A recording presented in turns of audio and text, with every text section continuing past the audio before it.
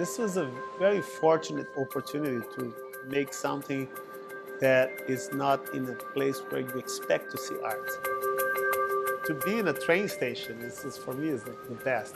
And the experience of seeing art in your daily life is very rewarding too, because sometimes you just look at something and you smile, and it's something different than what you do all the time. Like, see, they would do these two panels. It is the largest permanent public art installation in New York, all displayed at the city's newest subway line. With each station being 2 and 3 blocks long, there's nothing really like it in magnitude in Manhattan. The Statue of Liberty is tall, but it's not as tall as all these stations combined. 4 art installations have been commissioned, one for each of the new stations. On 72nd Street, Perfect Strangers by the Brazilian artist Vic Muniz. A series of 36 life-size portraits of New Yorkers. People who you find in that picture, they are just people who are real. That's my daughter, by the way. A few of them play some characters based on what they wanted to be. But they were people who were close to me. These 2 guys work, in my house. My wife and my baby. And you always see mothers like carrying lots of things. It's pretty heroic. That's Gaspar, my son. A number of people that are in Times Square, they put like mascot clothes to take pictures with tourists. And that's what they do the whole day. It's just like one of these guys coming back home after a long day of work. Vic Muniz lives and works between Rio de Janeiro and New York City. Rio is a very interesting city. It's very similar to New York because it's a city that's very permeable. You can meet different people. All you have to do is to be out there and interact. Rio is a huge city, and still you have the biggest urban forest in the world. I live in the forest, 10 minutes walking distance from the beach. It's a beautiful place. Vic grew up with next to nothing in Sao Paulo.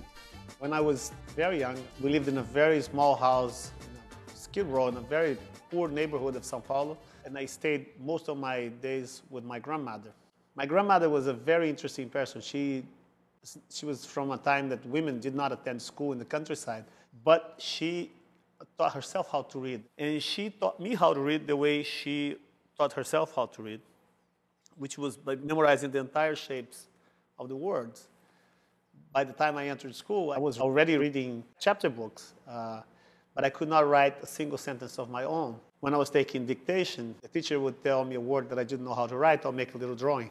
My copybooks looked like hieroglyphs or Chinese characters. There were signs that I could only understand what it was, but I could read them. When his teacher saw his drawing, she soon recognized his talent. Vic was sent to an arts festival where he won a scholarship to learn academic drawing. For a 14-year-old to spend the entire afternoon drawing naked people, it was amazing. I didn't miss a class, and I started becoming very interested in why we see things in pictures and what are the psychological mechanisms that enables us to see or to experience representation. After school, Vic started working in advertising. He developed a system to improve the readability of billboards and won another award. And that led to a life-changing moment. The day I went to pick up this trophy, I rented a tuxedo for the first time in my life. I went there, had a beer, received the thing, said thank you, and I just left because I didn't know anybody. A woman stopped the car, and she said, you have to help me. Somebody's killing my fiancé. So I got out of the car, and there were indeed 2 people fighting. They're all wearing tuxedos. It looked like a James Bond scene, and one guy was hitting the other with brass knuckles, So I pushed the aggressor, and he ran away. And I said, okay, and I just, proceeded to my car. Well, the victim, went to his car, picked up a gun, and decided to shoot the first person wearing a tuxedo. But I was on my way to my car, I heard an explosion. I was on the floor, and I looked back, and I saw this guy just shooting at me.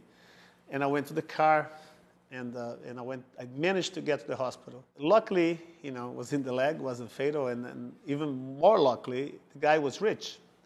So he offered to pay for all the medical bills, and he bribed me with some money not to press charges, And it was with this money that I bought a ticket to come to the United States.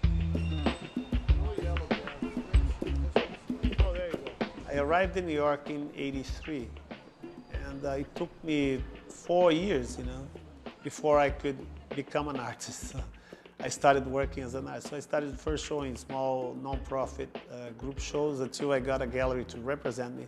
My first show was in '88. Around '91, I came to Brazil. All of a sudden, I'm having exhibitions in Brazil. Collectors are by. It's a different kind of people that I'm dealing with professionally, and my parents are very humble people. They're very, they come, none of them ever been really to school, and then I see them completely ostracized, very, set aside from that world of somewhat glamorous, which is, the world of contemporary art. That bothered me, deeply bothered me. I couldn't really put these two things together. The reality of my being here in Brazil as a poor kid, and then this person who come back and now deals with art collectors who spend, a sizable amount of money in things that don't have any specific use, I was invited to do a project in Salvador with homeless kids for an NGO called Projeto Axé. I worked for 4 months with kids from the street, and I had so much pleasure doing it. So I've always been engaged in social projects since.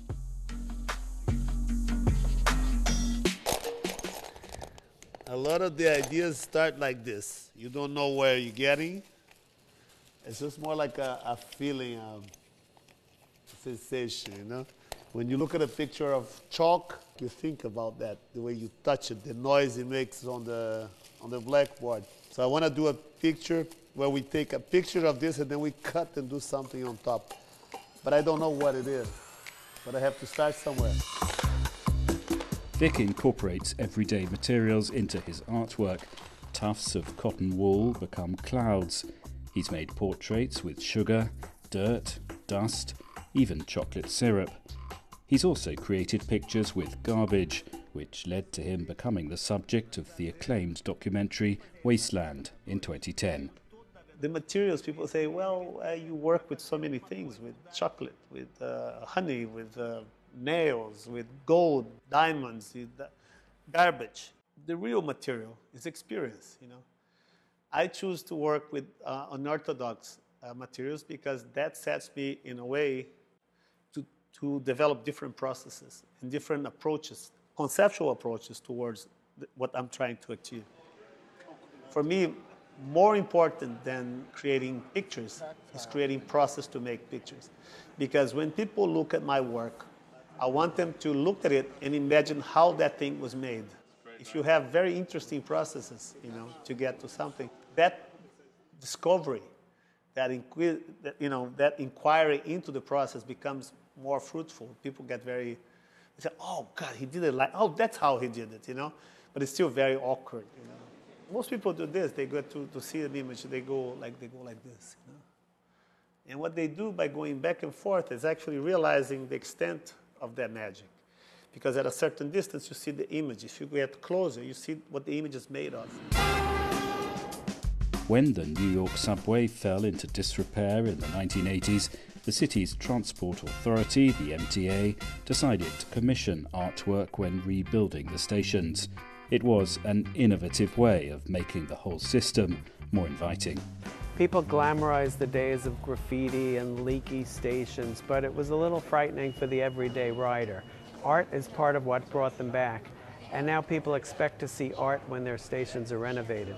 The system's over 100 years old, so we're constantly renovating stations. Here we were able to build new stations.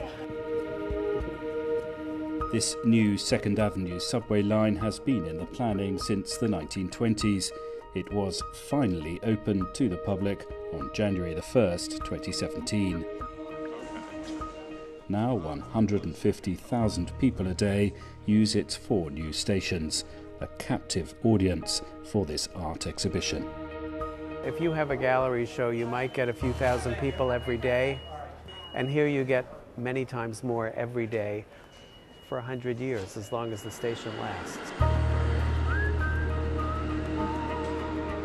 At 96th Street, Sarah C., who makes these very intricate sculptures, she's dealing with how you look at things in 3 dimensions, how you depict speed and space and motion. She was very ambitious, decided she would use all of the wall tile. And we counted, there's 4,400 pieces of tile. At 63rd Street, Jean Shin sort of mines the local history and looked at archives of photographs from when there was an elevated train which was being demolished to make way for the 2nd Avenue subway. 86th Street, Chuck Close, whose career has been built on looking at how you can depict the human face. So here he has 12 mosaics that are composed in different techniques that mimic the printing process, but it's hand-painted tile, it's intricate 200,000 pieces of glass, and he wanted to represent New Yorkers. So among his circle of cultural figures and artists and family members. Being close to Chuck in this line, for me, I thought it was very interesting because, of, I guess the writer would have, you would be able to think of image making in different ways. We're very similar because we're about like creating ways of making pictures. He's very methodic. I'm a little bit more empirical, messy, but I think it's very complementary. In his project, as much as in mine, there was a great deal of research trying to find the right way to use mosaic. In my case, I wanted something that, probably he wanted that too. You'd be like more on a photorealistic verge, but it wouldn't be representing just a picture. It would also be representing the act of putting little pieces of glass together. So we wanted both of it, a meta mosaic, if I may say, something that would make people wonder about how these things are actually put together. Working at the subway stations, it was not very difficult because I've always been working, with sort of mosaics. You see, there's many ways to do a mosaic. You can do them with real pieces of glass, like the ones that are in the station. And then there are other techniques that involve, ceramics. So you actually you print on ceramics a photograph and you just put them back together. All of the pieces that are in the subway station were manufactured in Germany with a team of Italian artisans. They do a lot of classic work. And for them, it was very exciting to work on a project that involved like a very traditional, very ancient technique, making a contemporary subjects. It's actually bringing and updating all that technique into a context that's very contemporary.